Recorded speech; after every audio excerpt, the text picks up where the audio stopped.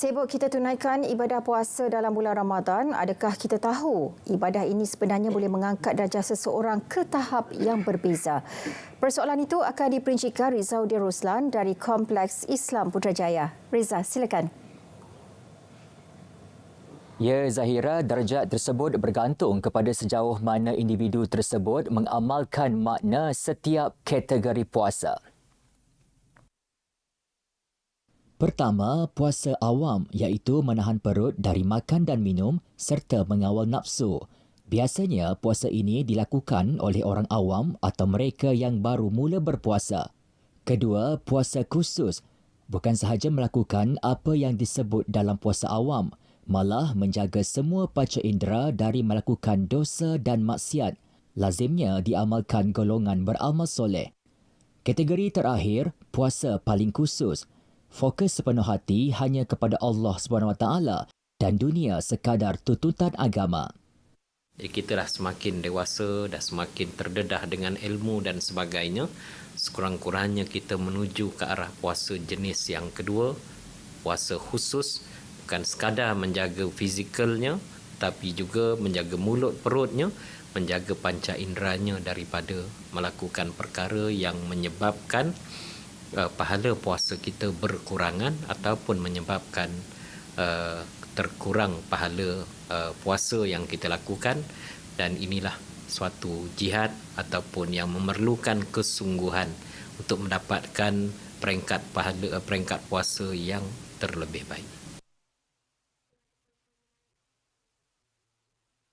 Setiap kali Ramadan, umat Islam sering beri fokus untuk tunaikan kewajipan ibadah puasa, sedangkan menutup aurat juga sama wajib di sisi agama.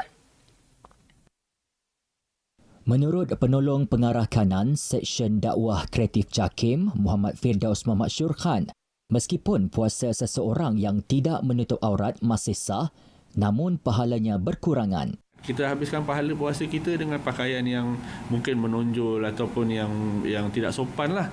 Jadi kalau boleh saya kongsikan hari ini, pertama sekali dalam adab berpakaian, pertama sekali menutup aurat. Saya dah sebut dah tadi, Al-Quran perintahkan untuk tutup aurat. Yang kedua, perlu berpakaian yang longgar-longgar. Tidak jarang, tidak ketat kan. Supaya bila longgar ni senanglah nak berjalan. Jarang ni maksudnya apa? Boleh nampak tembus. Kalau pakaian tu ada lubang-lubang tu boleh nampak kulit lah dan sebagainya. Ada juga sebahagian yang berpakaian menyerupai jantina lain. Yang ini pun kita kena tegur juga supaya kalau lelaki pakai lelaki lah, janganlah menyerupai perempuan. Kalau perempuan pun kena pakai perempuan, jangan menyerupai lelaki. Justru masyarakat diingatkan agar mengambil peluang bulan mulia ini untuk menjadi lebih baik dengan melakukan apa yang diperintah Allah SWT dari segenap aspek. Perlu juga bersama mereka yang sering memberi nasihat agar kekal istiqomah di jalan kebaikan.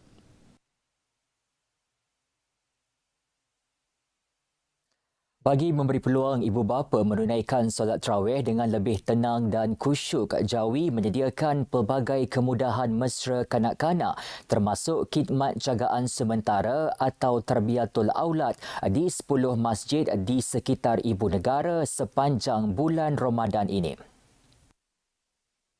Antara masjid terlibat, Masjid At-Taqwa Taman Tun Dr. Ismail, Masjid Universiti Teknologi Malaysia Jalan Semarak, dan Masjid Usamah bin Zaid Wangsa Maju. Perkhidmatan secara percuma ini menawarkan 19 petugas secara bergilir yang dipertanggungjawabkan menjaga lebih 40 kanak-kanak setiap malam. Baik, inisiatif yang kita wujudkan ini sudah tentu dapat membantu ibu bapa untuk menunaikan solat, terutamanya sembahyang tarawih. Maknanya ibu bapa dia dapat menunaikan solat dengan khusyuk dan tenang tanpa perlu memikir risau mengenai anak-anak, dan anak-anak dia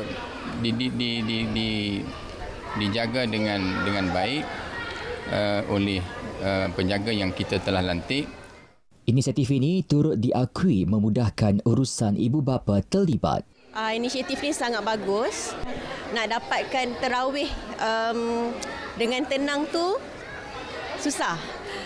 kalau tak ada helper. So bila masjid sendiri ada inisiatif untuk jaga anak, ada aktiviti, and then alhamdulillah sebab free kan, percuma. So saya boleh hantar and then boleh solat tarawih lah. Membantu sebenarnya kalau macam anak yang kecil-kecil kan, sebab kita nak sembahyang pun kena fokus apa semua. So sebab kadang-kadang kita orang kena bergilir. Ayah dia sembahyang dulu, saya kena tunggu, saya sembahyang, bapak dia kena tunggu. Jadi bila ada program macam ni sebenarnya sangat membantulah kita orang nak beribadah tu.